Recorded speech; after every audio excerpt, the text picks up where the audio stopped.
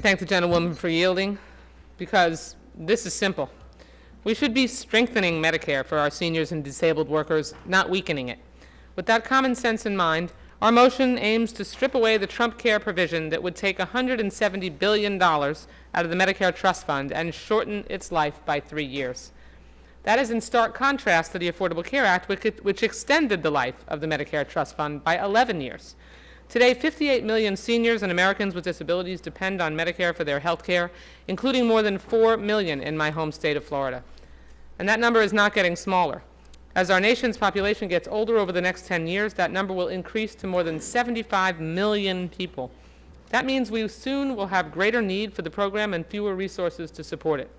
With this bill, Republicans plan to give the top 0.1% of Americans a tax break of more than $200,000 a year, all on the backs of our seniors. For instance, a 64-year-old with an income of $26,500 in the individual market will pay $12,900 more in their premiums every year. And to be clear, this bill starts to prey on the elderly even before they become seniors, when they are in their 50s.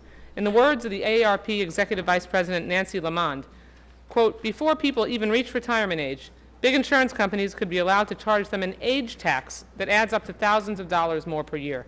Not only is that cruel, but it is also unsustainable."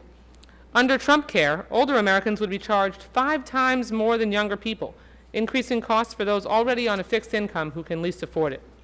And though we now have a nonpartisan analysis confirming that Trumpcare will deliver higher costs, less care, and more pain to millions of Americans who are already struggling to get by, the majority remains as committed as ever to ramming this bill down our throats. According to the nonpartisan Congressional Budget Office, the Trumpcare bill would yank insurance coverage from 14 million people next year.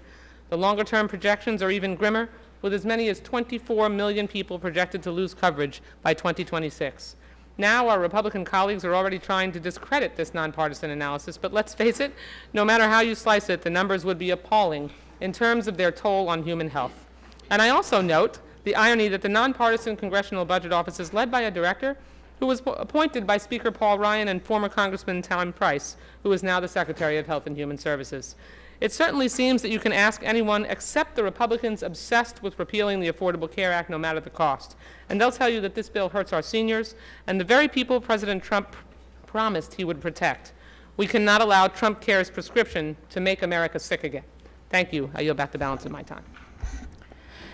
Now I yield 1 minute to the gentleman from